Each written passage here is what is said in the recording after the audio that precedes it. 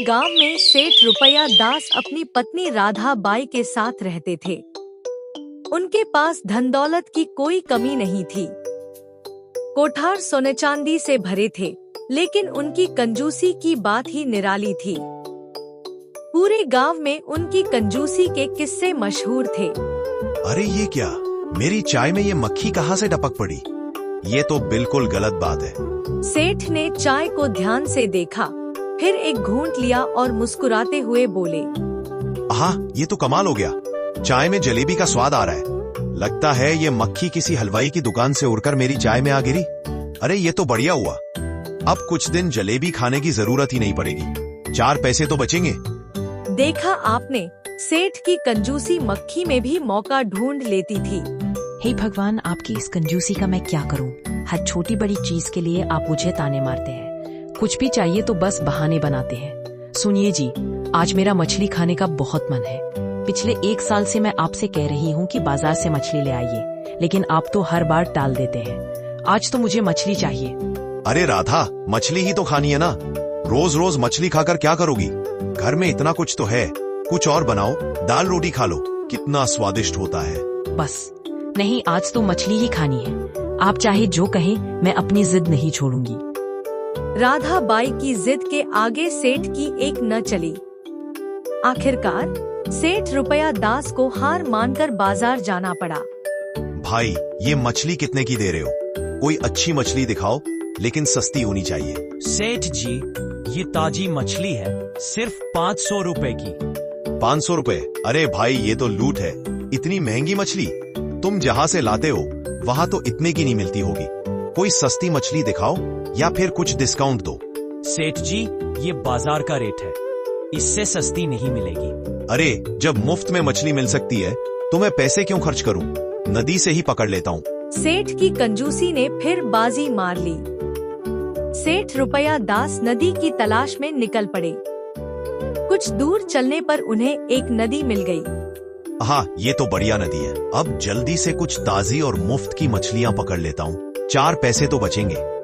मछली पकड़ने के चक्कर में सेठ नदी में गहराई तक चले गए। पानी इतना गहरा था कि बिना तैरना वापसी मुमकिन नहीं थी। धीरे धीरे सेठ डूबने लगे। हे भगवान, मुझे बचा लो। अगर मैं इस नदी से जिंदा निकल गया तो मैं 101 ब्राह्मणों को पेट भर भोजन कराऊंगा। ये मेरा वादा है। सेठ ने थोड़ा तैरना शुरू किया और कुछ ऊपर आए, लेकिन उनकी कंजूसी फिर जाग गई। 101 ब्राह्मण तो बहुत ज्यादा हो गए। इतने लोगों को भोजन कराने में तो मेरी जेब खाली हो जाएगी। ठीक है प्रभु, 51 ब्राह्मण ही ठीक है। थोड़ा और तैरने पर किनारा और करीब आया। अरे 51 भी तो ज्यादा है। इतने ब्राह्मणों को खाना खिलाना आसान नहीं है। ठीक है भगवान, 11 ब्राह्मण ही सही। और जब किनारा बस कुछ ही कदम दूर रह गया। 11 भी क्या कम है?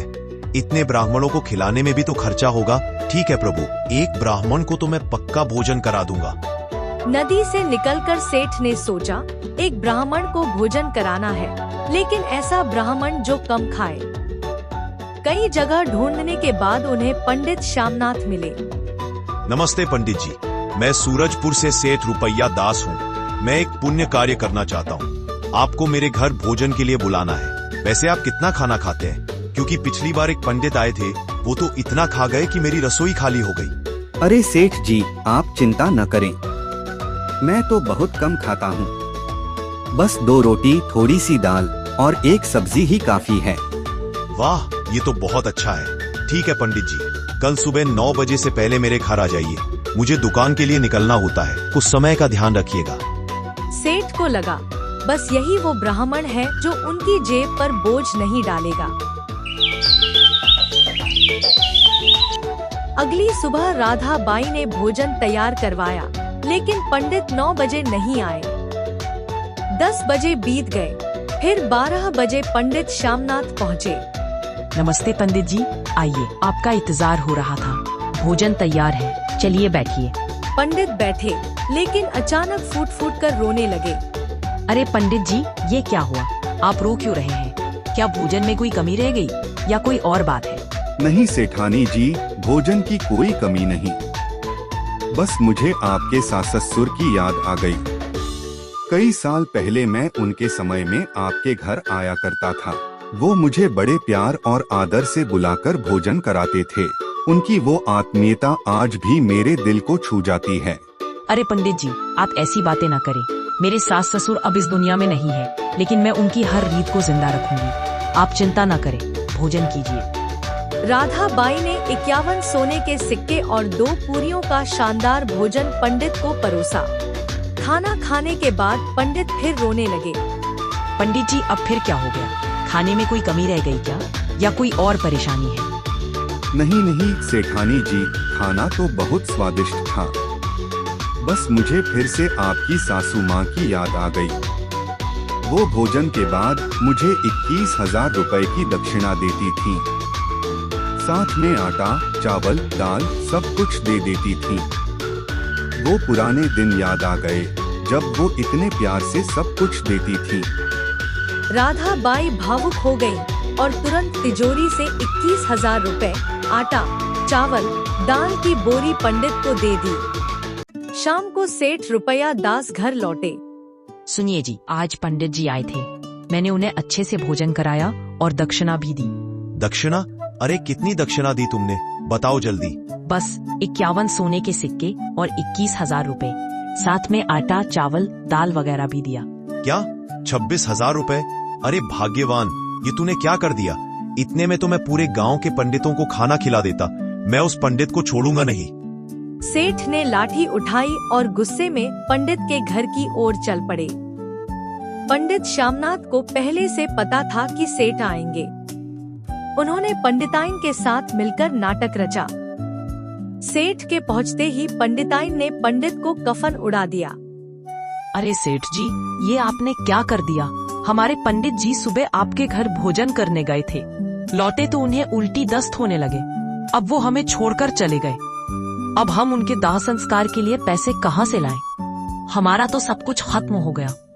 हे भगवान, ये क्या हो गया? मेरे घर का खाना खाकर पंडित जी की मौत। अगर गांव में ये बात फैल गई तो मुझे जेल हो जाएगी। पंडिताइन, आप चिंता ना करें। डर के मारे सेठ ने तुरंत 20,000 रुपए और दाह संस्कार का सामान पंडिताइन को दे दिया और भाग खड़े हुए। 2 महीने बाद पंडित लंबी दाढ़ी के साथ फिर सेठ के घर पहुँचे। अरे पंडित जी, आप तो मर गए थे।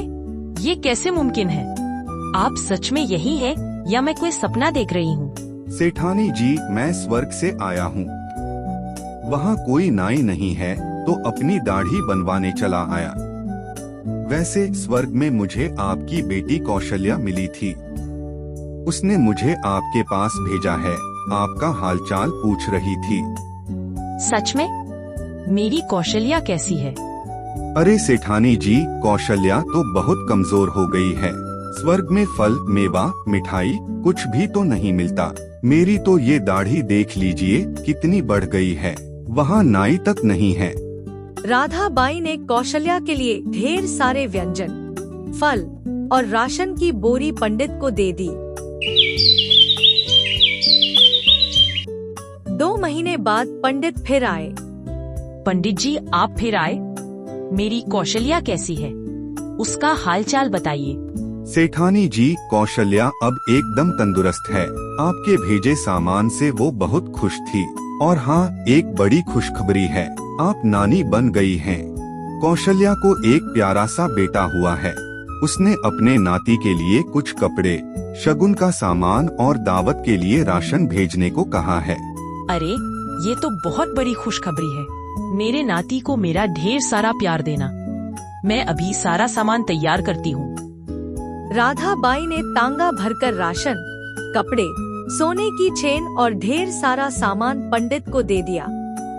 उसी समय सेठ रुपया दास घर पहुँचे। सुनिए जी, आप नाना बन गए। कौशल्या को बेटा हुआ है। पंडित जी स्वर्ग से आए थे, उन्होंने बताया। अरे भाग्यवान, तुम्हारा दिमाग खराब हो गया है। कौशल्या तो सालों पहले गुजर गई थी। उस पंडित ने तुम्हें फिर ठग लिया। तुमने उसे क्या क्या दिया? बस सोने की चेन, कपड़े, फल और 2 महीने का राशन। ये तूने क्या कर दिया? इतना सामान?